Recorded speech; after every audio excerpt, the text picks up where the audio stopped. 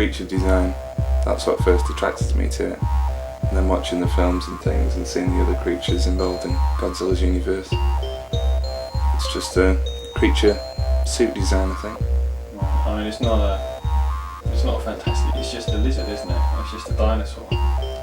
Well, it's a bit more than that. I think the fact that he doesn't look or walk or do any sort of movements like a dinosaur, and he breathes fire and he can swim, and he's a little more than a dinosaur, I think. Yeah, I'm in touch with quite a few collectors who buy my stuff and I buy off them, and we all sort of work together to get what we need.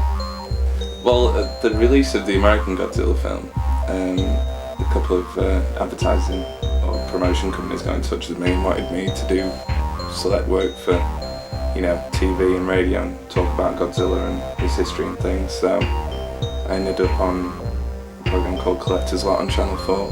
It's quite a good mix here of American product and Japanese product. I've got a couple of bigger things that are currently in storage that I'm waiting till I get room for, really, till I move there. And well, then again, it's not, size doesn't matter. There are certain things that took me ages to get, like Minya, which is Baby Godzilla from the original series. He took me years to track down, so I'd rather keep hold of him than something expensive, just purely because it took so long to get. The monster scenes in all the films are the bits that we all love as Godzilla collectors, because we all like the different characters. I mean, they're just so stupid, some of them. I mean, we got like the giant Mothra, and we've got the three-headed dragon. I mean, it's all classic mythological sort of nonsense, but that's part of the appeal. And basically, Medicom are known for doing dolls of different Japanese characters, and they finally got around to doing Godzilla. But a really neat thing about that is that you get the doll, like the actor, inside the suit, so you can take him out and play with him. Not that you would, but that is an option. But I mean, that's just nice because the character's face is like, supposedly resembles the original actor and things, so. The toys and things are something that, I can keep and I can keep here and I don't get bored looking at them. Whereas the films primarily are pretty boring once you've watched them. It's only the monster scenes that anybody watches them for, so that's why the toys and things have a lot more interest for me than the film. So what's the most expensive thing, or the most valuable thing in your collection? It's probably the Maori remote control Biollante Godzilla that you see. Just purely because the animatronics and things, that's, bumps up the value of it. He's probably worth about $475. I like his remote control, and he walks, he barks, he talks, the buttons are all there for you to see.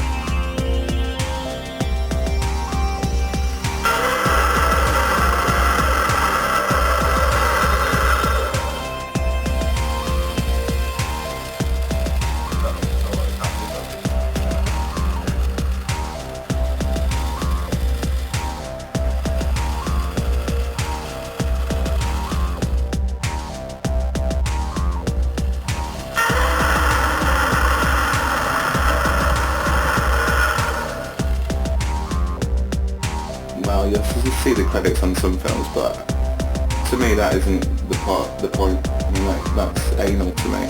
I just like the creature and I like the toys, and I've got a lot more toys than most people who probably do know the actor's name of the first Godzilla suit, but that doesn't worry me in the slightest. You should say fucking. Well, fucking toys. Anybody else?